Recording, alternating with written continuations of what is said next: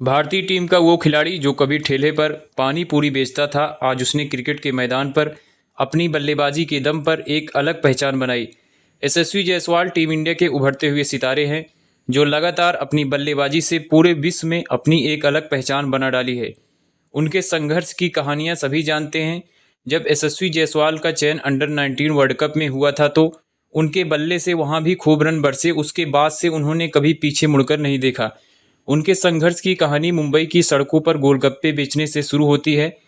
यशस्वी जायसवाल ने अपने क्रिकेट के शुरुआती दिनों में पानी पूरी तक बेची थी, मगर क्या ये बात पूरी तरह से सच है? इस बात की सच्चाई उनके बचपन के कोच ज्वाला सिंह ने बताई। उन्होंने बताया कि उन्हें और जायसवाल दोनों को बुरा लगता है कि लोग कहते हैं कि वो पानी पूरी बेचता था और फिर क्रिकेटर बन गया। ज्वाला सिंह ने अपने यूट्यूब चैनल में दिए इंटरव्यू में बताया कि जब साल 2013 में यशस्वी जायसवाल टेंट में रहते थे तो उसी दौरान उनकी मुलाकात आज़ाद मैदान में बहुत से ठेले लगते थे जो शाम को पानी पूरी जैसी चीज़ें बेचते थे। वहां पर यशस्वी जायसवाल को हर कोई जानता था। ऐसे में यारी दोस्ती में अपने साथी खिलाड़ियों को पानी पूरी फ्री में खिला देते थे। ज्वाला सिंह ने कहा कि जायसवाल की पानीपुरी के साथ जो भी फोटो वायरल हुई है वो एक नॉर्मल फोटो ली गई थी जिसे गलत तरीके से वायरल किया गया था। यशस्वी और ज्वाला को इस बात का बुरा लगता है कि लोग इसे गलत तरीके से बताते हैं कि यशस्वी सिर्फ पानी पूरी बेचा करते थे और इसके बाद वो एक क्रिकेटर बन गए। यशस्वी खुद भी इस बात को कह चुके हैं कि उन्होंने सिर्फ मदद के लिए पानी पूरी खिलाई थी। यशस्वी की पहचान और उनकी कामयाबी बताते वक्त ये कहानी लोगों ने जमकर एक दूसरे को सुनाई। अब इसी कहानी को लेकर सवाल उठाए हैं। दरअसल यशस्वी जायसवाल के कोच ने एक इंटरव्यू में कहा कि उनके गोलगप्पे बेचने की कहानी सच्ची नहीं है। उनका कहना है कि 5-6 साल पहले यशस्वी ने एक इंटरव्यू में अपने संघर्ष की कहानी को मजबूती देने के लिए ये किस्सा सुना दिया था, जो सोशल मीडिया पर काफ़ी ज़्यादा वायरल हो गया। यशस्वी जायसवाल का इंटरनेशनल क्रिकेट कैरियर अब शुरू हो चुका है और शुरुआत भी धमाकेदार हुई है। अपने पहले ही टेस्ट मैच में उन्होंने 200 रनों की शानदार पारी खेली और उन्हें प्लेयर ऑफ द मैच भी चुना गया। यशस्वी जायसवाल की इस पारी को देखकर भारतीय कप्तान रोहित शर्मा ने भी जमकर तारीफ की। लंबे समय से भारतीय टीम को सलामी जोड़ी के तौर पर दाएं और बाएं हाथ के ओपनर बल्लेबाज की जरूरत थी, जो कि यशस्वी जायसवाल के बेहतरीन प्रदर्शन की बदौलत भारतीय टीम को बाएं हाथ का सबसे युवा बल्लेबाज मिल गया है, जो अपनी बल्लेबाजी से आईपीएल में अच्छे अच्छे गेंदबाजों की जमकर धुनाई करता है। बाएं और दाएं हाथ का कॉम्बिनेशन अगर देखा जाए तो बहुत पहले भारतीय टीम में वीरेंद्र सहवाग और गौतम गंभीर हुआ करते थे।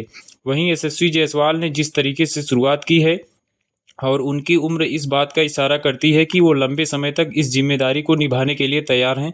यशस्वी जायसवाल जब अपने रंग में होते हैं तो उन्हें रोकना किसी भी गेंदबाज के लिए मुश्किल होता है। दिल्ली के अरुण जेटली स्टेडियम में एक बार फिर से कमाल की पारी खेली। उन्होंने पहले अपना अर्धशतक पूरा किया, फिर दोहरा शतक बनाने की कोशिश की, लेकिन दुर्भाग्यपूर्ण रनआउट हो गए और अपनी टीम के लिए 175 रनों की शानदार पारी खेली। टेस्ट क्रिकेट में भारत की तरफ से ओपनिंग बल्लेबाज के तौर पर सबसे ज़्यादा बार 150 प्लस रन की पारी खेलने में पहले नंबर पर वीरेंद्र सहवाग का नाम है, जिन्होंने 14 बार ये कारनामा किया है।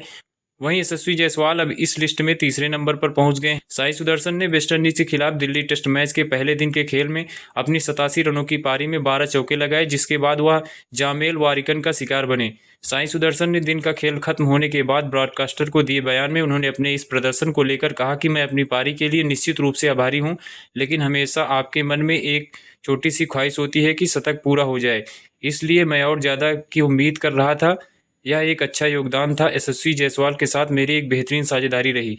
दिल्ली में खेले जा रहे भारत बनाम वेस्टइंडीज मुकाबले में यशस्वी जायसवाल एक बार फिर से ओपनिंग के लिए मैदान पर उतरे। उनके जोड़ीदार केएल राहुल जल्दी आउट होकर चले गए, लेकिन जायसवाल ने मोर्चा संभाले रखा। उन्हें पहले साई सुदर्शन का साथ मिला और फिर जब वे आउट हो गए तो कप्तान शुभमन गिल भी उनका साथ देने का काम किया। अपने सिलेक्शन को लेकर लगातार सवालों के घेरे में रहे साई सुदर्शन ने आखिरकार वेस्टइंडीज के खिलाफ एक बड़ी पारी खेलकर अपने आलोचकों को जवाब जरूर दिया है। हालांकि अच्छा होता कि वे अपना शतक भी पूरा कर पाते। साई सुदर्शन ने इस मैच में जो कुछ किया है वो नज़ारा भी करीब 23 साल बाद देखने को मिला है, जो साल 2002 में दिल्ली में हुआ था।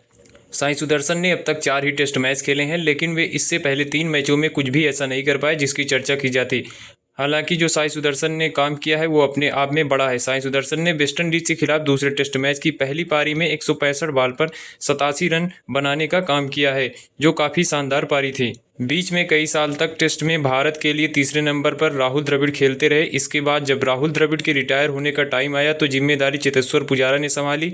इन दोनों ने टेस्ट क्रिकेट में खूब रन बनाए और नए नए रिकॉर्ड बनाए, लेकिन ये दोनों दाएं हाथ के बल्लेबाज थे। कई साल बाद ऐसा हो रहा है जब भारत के लिए तीसरे नंबर पर कोई बाएं हाथ का बल्लेबाज खेल रहा है। साई सुदर्शन ने 165 बॉल में 87 रन बनाए। ये साई का टेस्ट में दूसरा अर्धशतक है। इससे पहले उन्होंने इंग्लैंड के मैनचेस्टर में 61 रन बनाए थे। भारत के लिए टेस्ट क्रिकेट में नंबर 3 पर बल्लेबाजी करते हुए किसी बाएं हाथ के बल्लेबाज ने 23 साल बाद इतनी बड़ी पारी खेली है। साल 2002 में सौरव गांगुली भारत के लिए नंबर 3 पर खेला करते थे। वे भी बाएं हाथ के बल्लेबाज थे। उन्होंने जिम्बाब्वे के खिलाफ 136 रन बनाए थे। इसके बाद से लेकर अब तक तीसरे नंबर पर भारत के लिए कोई भी बाएं हाथ का बल्लेबाज शतक नहीं लगा पाया है। साई सुदर्शन भी शतक के करीब थे, लेकिन इसे पूरा नहीं कर पाए। खास बात यह रही कि जब सौरव गांगुली ने शतक लगाया था तब दिल्ली का ही मैदान था और अब भी दिल्ली का ही मैदान है।